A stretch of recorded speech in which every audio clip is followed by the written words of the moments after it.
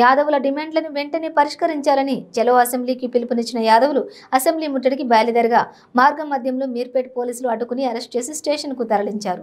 ఈ సందర్భంగా జాతీయ హక్కుల పోరాట సమితి తెలంగాణ రాష్ట్ర ప్రధాన కార్యదర్శి నారగోని శ్రీనివాస్ యాదవ్ మాట్లాడుతూ మార్గ మధ్యంలో పోలీసులు అరెస్టు చేయడం దౌర్భాగ్యమని, తెలంగాణలో 20% ఉన్న యాదవులకు యాదవ కార్పొరేషన్ మరియు ఎత్తివేసిన SNDP రిజర్వేషన్లు ఈ బడ్జెట్ సమావేశంలో కల్పించాలని, రెండో విడత గొర్రెల పంపిణీ ప్రారంభించాలని డిమాండ్ చేస్తే తెలంగాణ రాష్ట్ర ముఖ్యమంత్రి పట్టించుకోవడం లేదని, యాదవుల ఓట్లు మాత్రం కావాలని అన్నారు.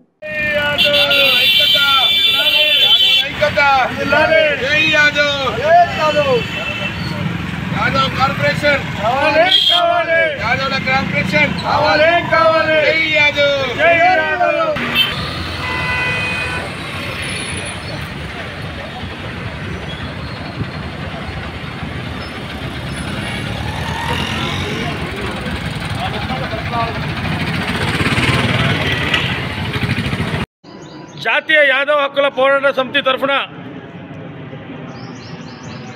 రాష్ట్రంలో ప్రతి ఒక్క యాదవుడు చలో అసెంబ్లీ పిలుపు మేరకు ఈరోజు మేము వెళ్తుండగా మార్గ మధ్యలో మమ్మల్ని పోలీసులు అరెస్ట్ చేయడము చాలా దౌర్భాగ్యము.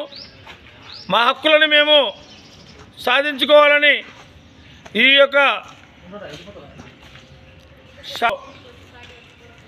బడ్జెట్ ప్రకారంగా యాదవులకు 20% ఉన్నటువంటి యాదవులకు మరి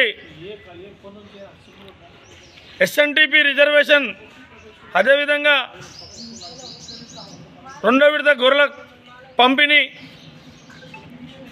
ఇవ్వలేనందున మరి మేము గతంలో కూడా మా యొక్క ఎమ్మెల్యేలకు అందరికీ కూడా రిప్రజెంటేషన్ ఇవ్వడం జరిగినది.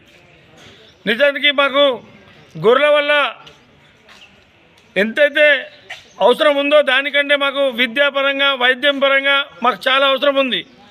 యాదవులంతా కూడా ఐకమత్యంగా ఉండి 20% ఉన్నటువంటి యాదవులకు మరి మాకు ఎక్కడ కూడా ప్రభుత్వము సరైన మార్గంలో మమ్మల్ని గుర్తించడం లేదు.